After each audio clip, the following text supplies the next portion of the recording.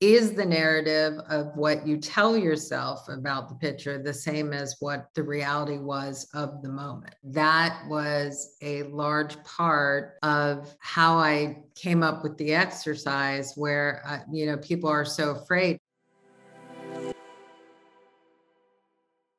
One of the things that's interesting about this book that I liked is you even tell us where to look to find those moments. And one of the notions that you have really stuck out to me was by going through old photo albums.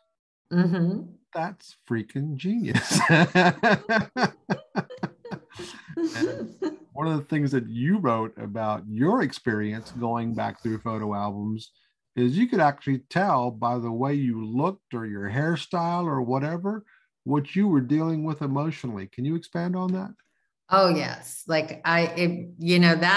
a part of that came from an interesting thing. So, a part of that came from, I think, being emotionally honest with yourself. And I think when you go through trauma and you look back at pictures, suddenly those pictures that in the moment had a significance in the narrative that you made up versus the narrative that actually was going on.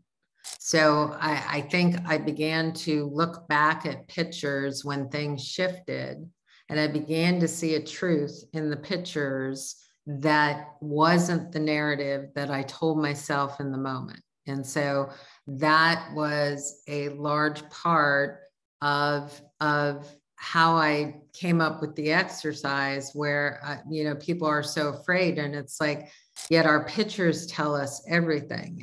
And when we look at our pictures and we think of the story under the story, then that's where story lives. And that comes down to emotional truth and awareness of the narrative.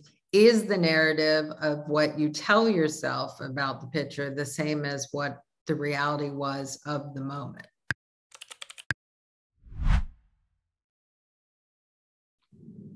Yeah, I know we always, look back at those pictures with nostalgia, Mm-hmm. and maybe at a surface level. But if you do Mm-hmm. take a minute to dig a little Yes. deeper and to see where you were, there's Yeah. just a treasure trove of information there. There is. And again, I think when we look at the moments of the picture, and when we think about how we draw from life, and when we watch stories. So always when I'm watching a series or film, if I tear up, or if I feel intense joy, or if I feel anger, if I feel any intense emotion, I write it down. And so I write it down and I record it, because I think, why am I feeling so emotional there? What did that trigger in me? Hmm. And that's where I tell people that, you can have the smallest moment have the greatest meaning, and what you add to it. And I think simplicity is also a part of mining these moments, of looking at these moments as far as what will mean what in a story. And all of that comes to linking, all of that comes to symbolism, all of that comes to how is it a part of the greater whole. So no moment lacks meaning as far as what we can pass forward. It's just how we observe it and absorb it, and then understand how to tell about it in the story, how to utilize it.